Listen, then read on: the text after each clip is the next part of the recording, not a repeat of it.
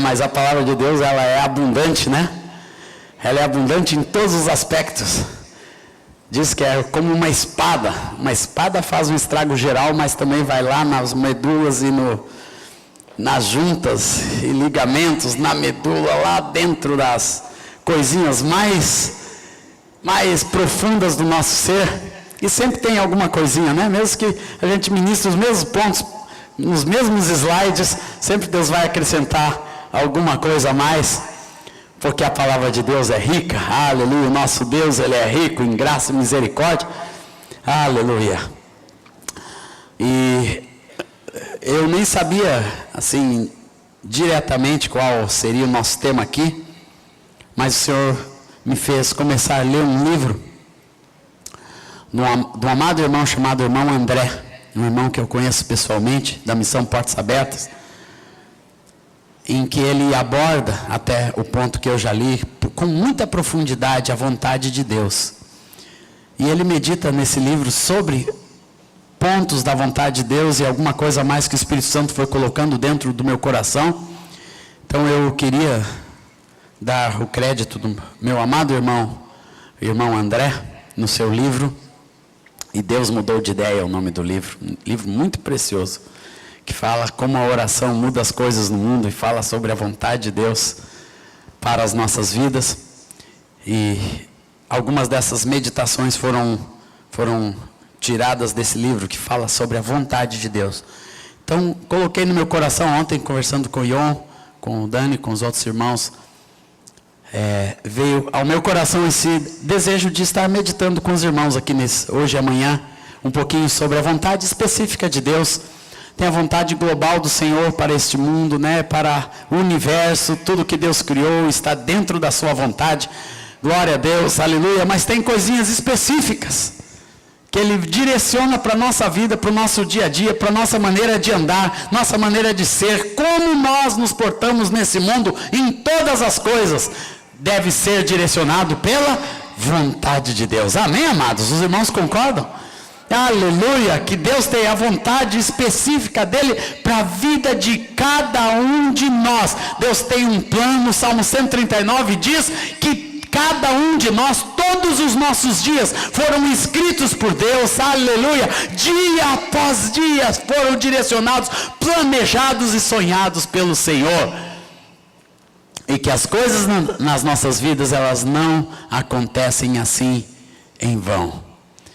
E quando nós aprendemos a direcionar em cima da vontade do Senhor, aleluia, sabe o que é felicidade, irmãos?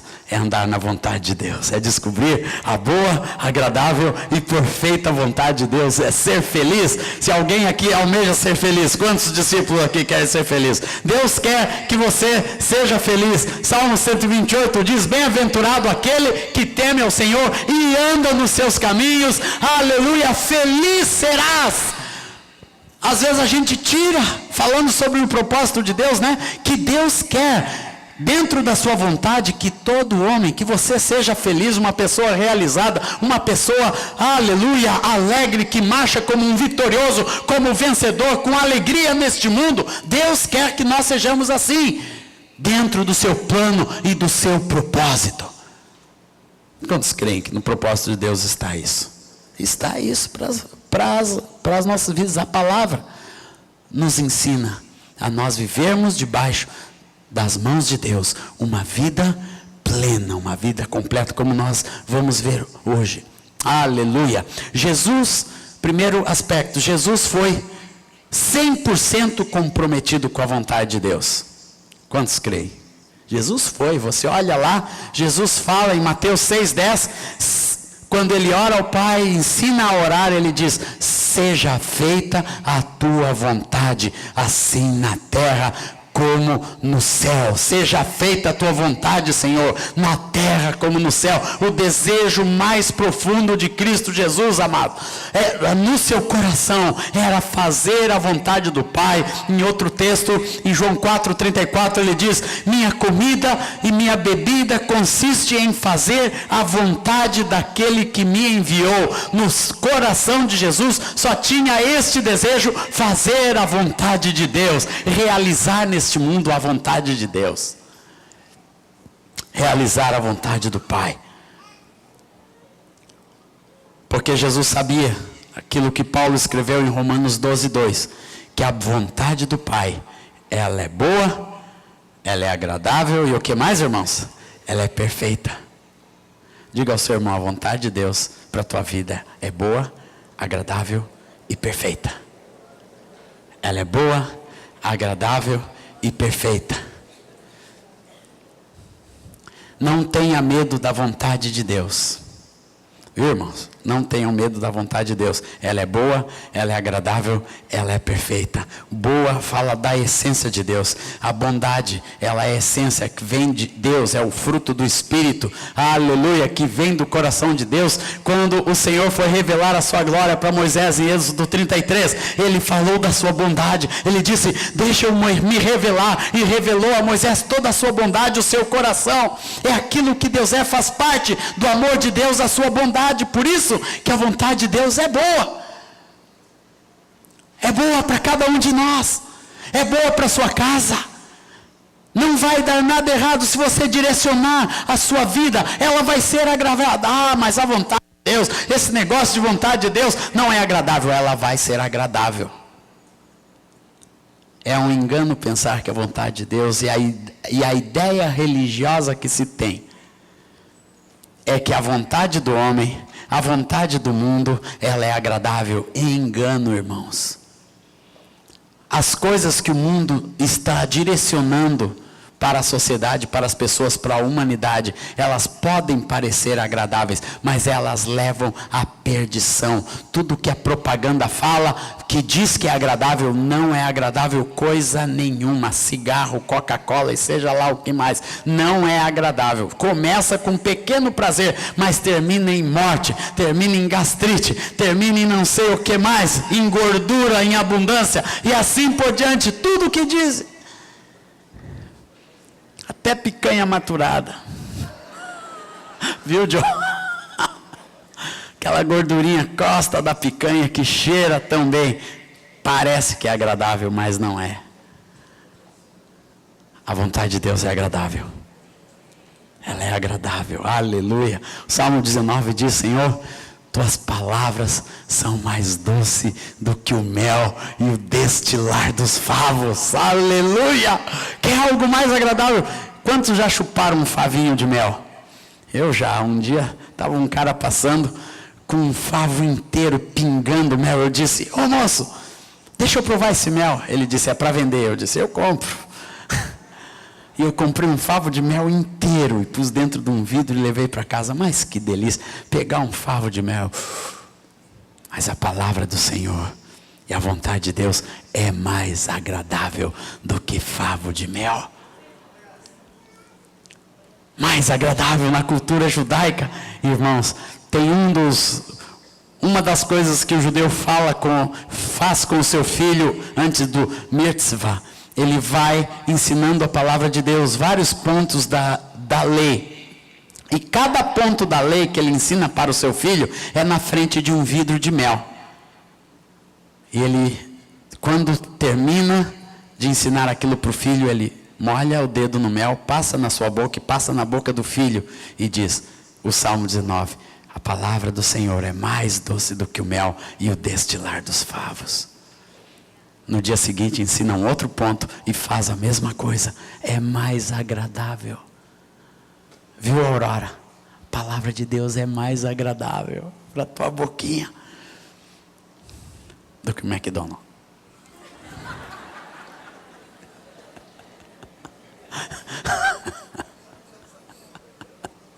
Para ela entender melhor, irmãos. Boa palavra, né? A palavra do Senhor é mais doce do que o mel e a vontade de Deus, amados. É mais doce do que o mel e o destilar dos favos. Aleluia! É boa, é agradável, é perfeita. É perfeita. Algo que não tem erro, não vai te enganar, não vai fazer você tropeçar e errar em nada. Não tenha medo de ter a sua vida guiada pela vontade de Deus. Ela te levará à perfeição, não a uma perfeição humana, mas à perfeição de Deus. Pode ser que hoje te leve, você vai passar por situações por causa da vontade de Deus, porque o teu caminho está todo torto, então vai te levar a consertar, vai ser dolorido, vai passar por vergonha, por luta, por tribulação, mas lá na frente você vai ver a perfeição da vontade de Deus. Amém, amados? Vai ser perfeita para a sua vida, para o seu caminho. Salmo 18 fala que o caminho de Deus é perfeito. É perfeito, aleluia, glória a Deus. Eu fico olhando para as nossas vidas, né? O Ion e Rosana, que eu conheço há mais tempo aqui. E como o Senhor foi endireitando as nossas vidas. E está endireitando as nossas vidas, né? A gente pensa que hoje está tudo bem, mas perfeito para Deus é algo maior, irmãos. Quantos creem? É perfeito, é um caminho de perfeição, até chegar a ser dia perfeito.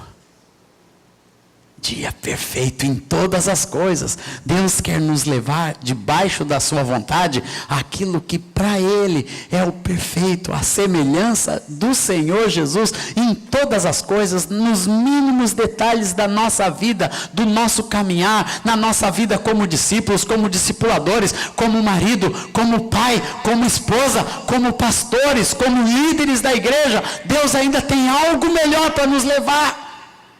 Porque a perfeição de Deus é o padrão de Deus que Ele está nos levando como igreja. E nós chegaremos lá. Amém, igreja? Porque é um caminho.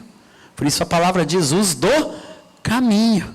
Deus está nos levando pelo seu caminho. Glória a Deus. Aleluia. Primeira parte da sua vontade está o Ion já nos trouxe nesta tarde. É fazer convergir em Cristo todas as coisas. A palavra fala em Efésios 1, 9 e 10, que o mistério da sua vontade, digam comigo, o mistério da sua vontade. É um mistério, porque para o homem era impossível, sem Cristo, descobrir a totalidade da vontade de Deus. O Senhor foi, desde o princípio dos tempos, lá desde Adão, lá já dando sombras, mostrando sombras, falando, se revelando em diversas culturas, de diversos locais. A sombra de Cristo Jesus foi passada pelo Espírito Santo por este mundo. Eu lembro alguns anos atrás, quando eu li um livro chamado O Fator Melquisedeque, você leu esse livro? Falava de como a revelação de Cristo foi despejada pelo Espírito Santo da antiguidade, de lendas que precederam a Cristo Jesus em diversos lugares da história, não só para o povo judeu, mas por todo onde existiu a raça humana, Jesus Cristo foi sendo revelado aos pouquinhos pelo Espírito Santo. A sombra da revelação de Cristo tinha uma tribo no centro da África que o que tinha, a lenda que vinha milenarmente naquela tribo é que um dia um homem branco, um homem branco num cavalo branco, com uma roupa branca, com um livro branco na mão, iria trazer a revelação do enviado. E aquilo foi passando de geração em geração. Ninguém sabe como aquilo entrou. Aquela lenda entrou naquela tribo. E um dia um missionário num cavalo branco, com uma roupa branca, um livro branco na mão, entrou naquela tribo e trouxe a revelação de Cristo Jesus. É um mistério da vontade de Deus, foi revelada em Cristo. É um mistério. Como que nós recebemos aqui no Brasil, do outro lado do mundo, um oceano gigantesco? Um dia esse mistério começou a se desvendar no coração de um rei. A gente nunca fala dessa maneira, mas foi dessa maneira, irmãos. Um rei teve a revelação de levar a cruz do outro lado do oceano. A gente pensa que só foi a economia, que só foi a ganância que moveu os descobrimentos. Não, meus amados, foi um mistério da revelação de Cristo Jesus, que atravessou os mares, que atravessou as gerações e chegou nas fronteiras do mundo para ir. E por isso que hoje Por que a palavra de Deus continua indo para os cantos mais longínquos da terra, lá para os confins da terra, por onde a gente vai? Lá está o Senhor Jesus. Há uma semana atrás, eu estava com os irmãos lá do Nepal, com um grupo de 15 jovens que vieram do Nepal, e a maneira que o Evangelho está chegando lá, através dos missionários brasileiros, que estão indo daqui sem falar língua, sem saber nada, mas vão com o peito e com a coragem, porque o mistério da revelação, da vontade do Senhor Jesus, vai através dos mares, através dos povos, e vai por onde o Senhor quiser. Assim como chegou até nós, para convergir nele todas as coisas, aleluia, para convergir em Cristo. Não é uma filosofia, não é mais uma religião. Lá no Nepal, para as autoridades, é mais uma religião. Mas para aqueles que levam e para aqueles que recebem, é o mistério do Senhor Jesus chegando naquele lugar, nas portas do inferno, o mistério de Cristo Jesus, aleluia. Quando as vidas, quando as culturas, tudo vai convergir para Cristo Jesus, porque a palavra diz que a porta do inferno não prevalecerá contra a igreja. O que é a porta do inferno? É a cultura desse mundo, é o sistema desse mundo, são os deuses desse mundo, são os ídolos desse mundo. Nada disso vai ficar de pé frente ao mistério da vontade de Deus revelada em Cristo Jesus. Nada vai ficar de pé, nada vai resistir e nada vai estar resistindo.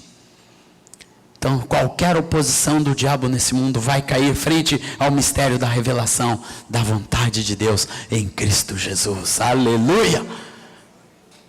E com profundidade isso, nosso amado falou hoje. Aleluia! A palavra diz que além de convergir em Cristo todas as coisas, a vontade de Deus, abram em João 6,38.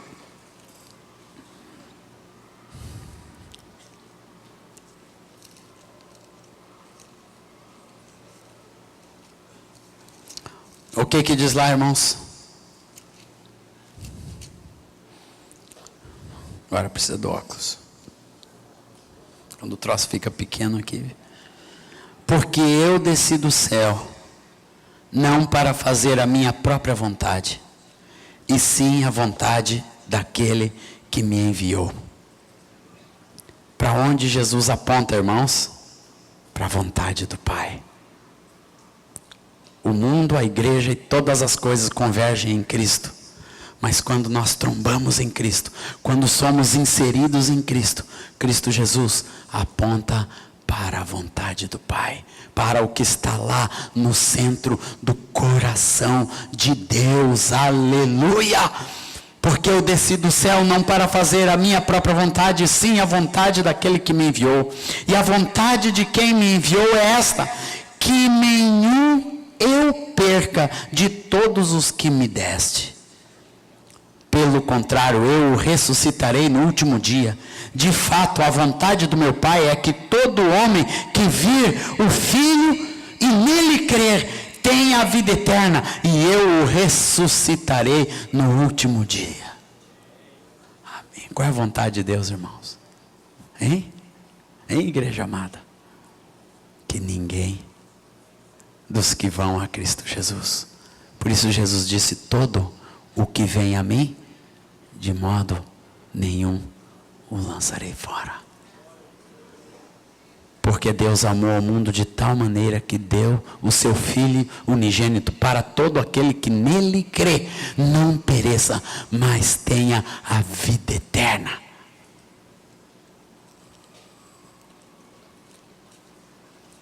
João 1,12.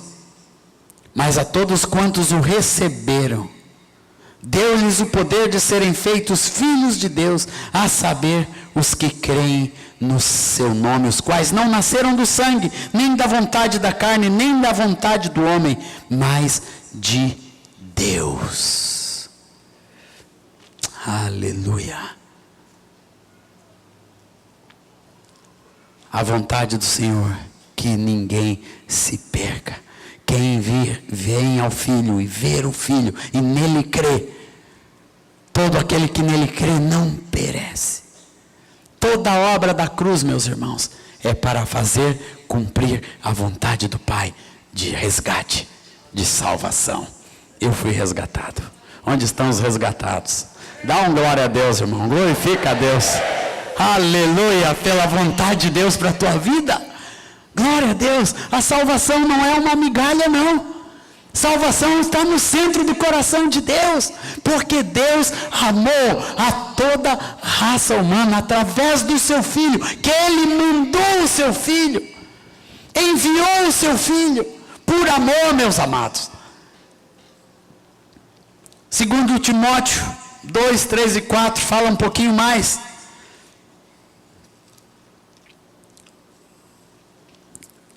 Isso é bom e aceitável diante de Deus nosso Salvador, o qual deseja que todos os homens, o quê? Sejam salvos. O que o Pai deseja? Todos os homens, todos os brasileiros, todas as pessoas em São Vicente, todas as pessoas em São Paulo, todas as pessoas no Brasil, em Porto Alegre, na Argentina. Até os argentinos, sim, até os argentinos. Portugueses, africanos, americanos, europeus, de todas as nacionalidades, todos os árabes, também os árabes. Às vezes é difícil convencer algumas pessoas, algumas nações nesse mundo que Deus quer salvar árabe. Mas Deus quer salvar os árabes, os hindus, os chineses, japoneses, os que estão nas ilhas, na Oceania, os que estão lá na Antártida, e os que estão lá no Ártico, os esquimós. Deus quer que todos eles sejam salvos. Deus quer que a tua família, que todos os teus filhos, que o teu marido, que a tua esposa, que os teus pais, teus tios, todos os teus parentes, as pessoas perto e as longe de você. Deus quer até aquela pessoa que você não suporta, que talvez tenha inimizade com ela. Deus quer que aquela pessoa seja salva. Deus quer que todos os bandidos, todos os assassinos desse mundo, todas as pessoas que cometem as coisas mais horrendas, mais ordinárias, que às vezes a gente deseja matá-las no nosso coração, essas também têm que ser salvas, porque Deus quer isso. Será que nós cremos nisso? Irmãos, essa é a vontade do Senhor, que todos os homens sejam salvos. Que ninguém se perca. Está no centro da vontade de Deus. Sejam salvos.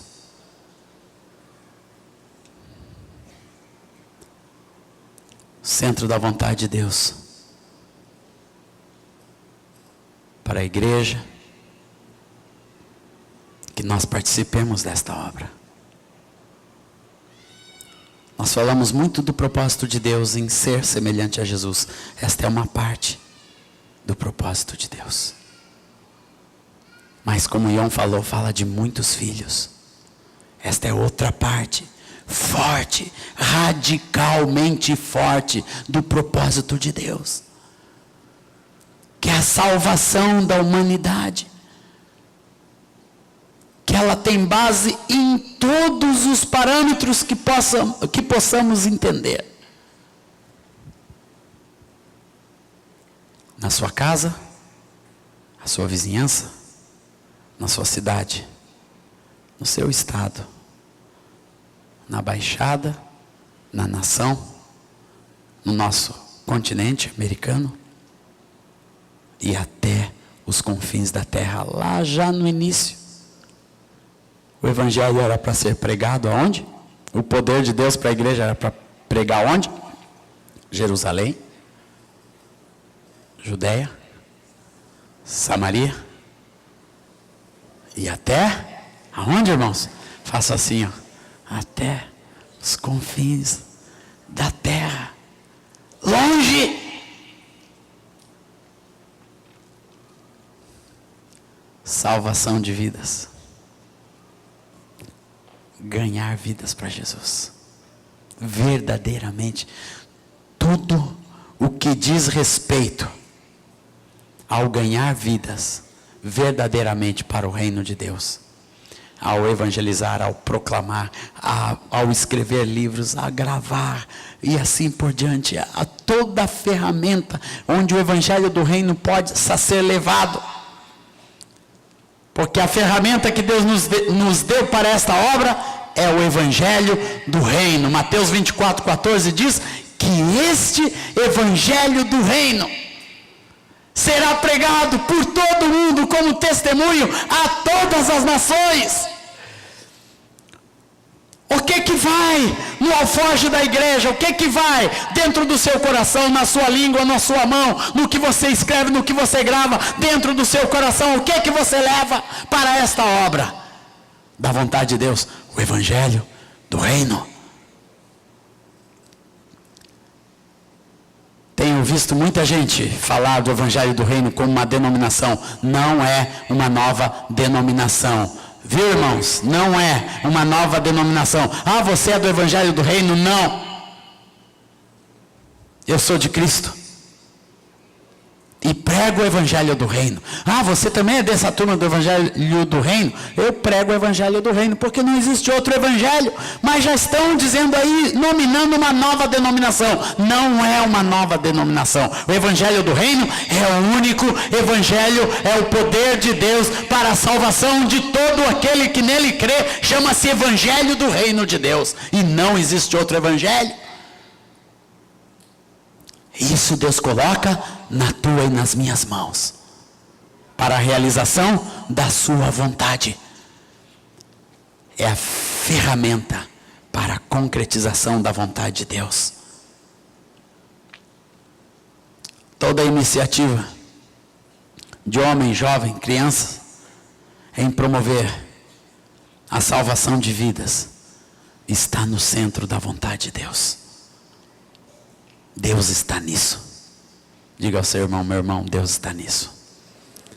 Salvação de vida, esse é o negócio de Deus. Isso é o que Deus está fazendo, irmãos. Esse é o assunto de Deus e tem que ser o assunto da igreja. O que Deus quer que nós façamos. Por este mundo afora, todo o potencial da igreja. Aleluia. Algumas coisas que nunca devemos dizer. Se Deus quiser, salve esta pessoa. Não diga isso. Se Deus quiser, salve o meu marido. Deus quer. Diga comigo. Deus quer. Ele já disse que quer, está bem claro. Ele quer que todos os homens se salvem, inclusive o teu marido. Teus filhos, todos eles, Deus quer que todos eles se salvem, será salvo, e isso se transforma em promessa. Crê no Senhor Jesus Cristo, será salvo tu e a tua casa. Erga sua mão e diga, crê no Senhor Jesus Cristo, será salvo tu e a tua casa. Aleluia. Eu recebo esta palavra. Será salvo, é promessa de Deus, irmãos. Aleluia. É vontade e promessa da palavra de Deus. Amém? É vontade de Deus e promessa de Deus. Será salvo. Nunca diga, se Deus quiser, eu vou pregar o evangelho. Falava com o irmão uma vez, eu estou esperando me aposentar para pegar o evangelho.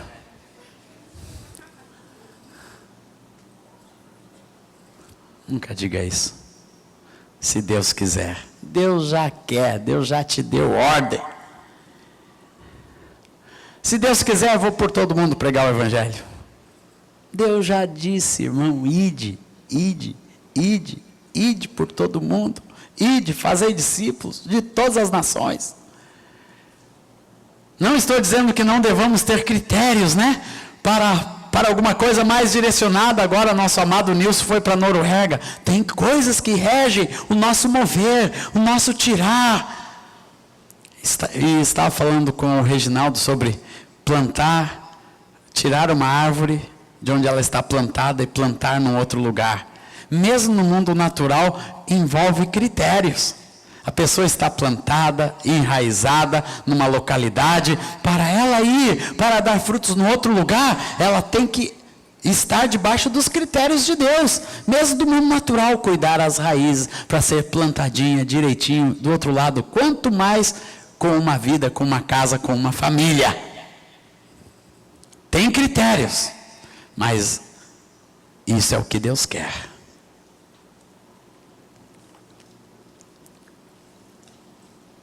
Aleluia. Salvação de almas, quarto aspecto.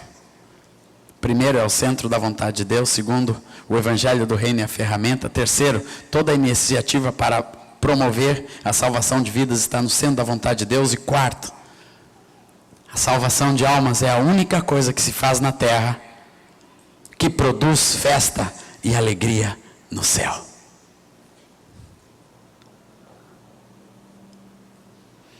A Bíblia não diz que quando nós nos alegramos na terra, Deus se alegra no céu. Não. Nós nos alegramos na terra porque o céu é um lugar alegre. Porque nós transferimos o eterno para o mundo. Mas tem algo que nós fazemos na terra que produz festa no céu. Lucas 15:10.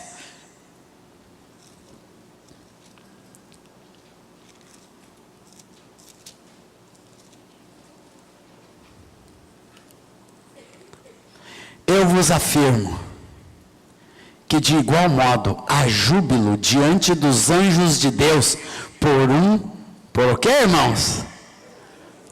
Ô igreja, está fraquinha. Lê lá em Lucas. Eu vos afirmo que de igual modo há júbilo diante dos anjos de Deus por um pecador que se arrepende. Festa no céu. Festa no céu, alegria no céu. Você pode imaginar o que isso quer dizer, irmãos? Qual é a importância que Deus dá a este aspecto da sua vontade? Hein? Que quando um pecador... Hoje nós vivemos um mundo em que não valoriza mais uma pessoa. Se eu fazer um relatório de um projeto missionário, em que eu fui para uma nação, todo o esforço de ir para uma nação, para ganhar uma vida, e distribuir para os irmãos esse relatório, e se eu for para a internet, e para as redes de televisão, e dizer, Deus me mandou para o Oriente Médio, e lá eu participei da salvação de uma vida, e aquela vida se converteu, e se tornou um discípulo de Jesus, aleluia, glória a Deus, alguns vão ficar olhando assim, mas que bobalhão. Mas no céu não. Aleluia.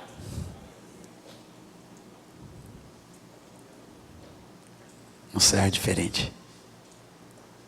Jesus, o Filho de Deus, que conhece o coração do Pai, sabe muito bem o que está acontecendo no céu. Ele disse, há júbilo.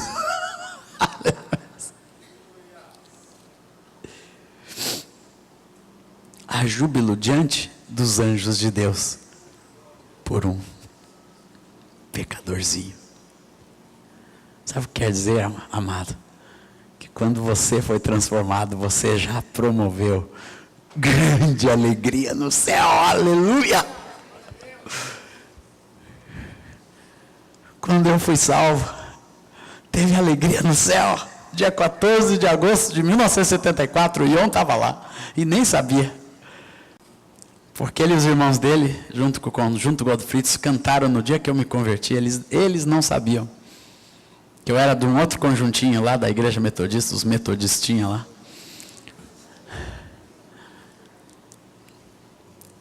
Mas não teve só júbilo naquele lugar, teve júbilo no céu. Quando você se converteu, quando você se arrependeu e se tornou uma nova criatura em Cristo Jesus. Então a vontade de Deus é que você participe desta alegria. como nós banalizamos a vontade de Deus, amados. A vontade de Deus, ela é banalizada neste mundo religioso, neste mundo evangélico. Se faz um apelo pelas coisas religiosas desse mundo afora. E vem uma pessoa, o pregador se sente ridicularizado. É vergonhoso. Tem gente até que já tem contratado no meio da congregação, né? Vai lá pregar, hoje eu vou pregar, vem uns 10 aí na hora da conversão, vem lá, fulaninho, pode chorar. Sabe o que é isso? É banalizar a vontade de Deus.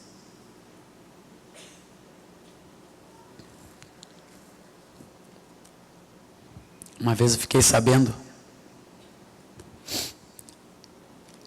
nós estávamos em Londrina, num grande coreto, muitos anos atrás, fizemos uma passeata profética, proclamando a glória de Deus na cidade de Londrina, um grupo de gente, devia ter uns 1000 irmãos, Ion estava lá, e no final tinha um coreto, e nós subimos naquele coreto, Ion e eu pregamos a palavra do Senhor ali, e fizemos um apelo no fim. Não lembramos de ninguém que foi ali, né, Dil? Para dizer a verdade, eu acho que não foi ninguém à frente, que era só crente que tinha ali. Uns 3, 4 anos depois, eu estava em Campinas. E uma senhora veio e disse: eu quero me apresentar, você não me conhece, mas eu vou te relembrar. Um dia, na cidade de Londrina, eu ouvi você e um outro moço, fui acordada de manhã, você e um outro moço falando das coisas de Deus. No final vocês fizeram um apelo, e eu estava dormindo num prostíbulo do lado do coreto. E na hora que vocês fizeram um apelo, eu me ajoelhei do lado da minha cama, a janela estava fechada. Festa no céu. No nosso coração não teve nada, mas no céu teve festa e a gente nem notou. Não, uma vidinha preciosa está no centro da vontade de Deus. Aquela vida preciosa, aquela mulher se ajoelhou ali, se arrependeu e disse: eu vou procurar a Deus. Saiu daquele prostíbulo, procurou no mesmo dia uma igreja, entregou totalmente sua vida ao Senhor, casou com um pastor, estava servindo a Deus na cidade de Campinas e veio com seu filhinho agradecer a Deus. E a nossa vida, pela graça e a glória de Deus, naquela manhã, na transformação da sua vida, o centro da vontade de Deus vai se cumprindo. Onde tem pessoas que levam a sério o andar, o caminhar e o viver debaixo da vontade de Deus. Amém, igreja? Glória a Deus. Você quer participar da festa do céu?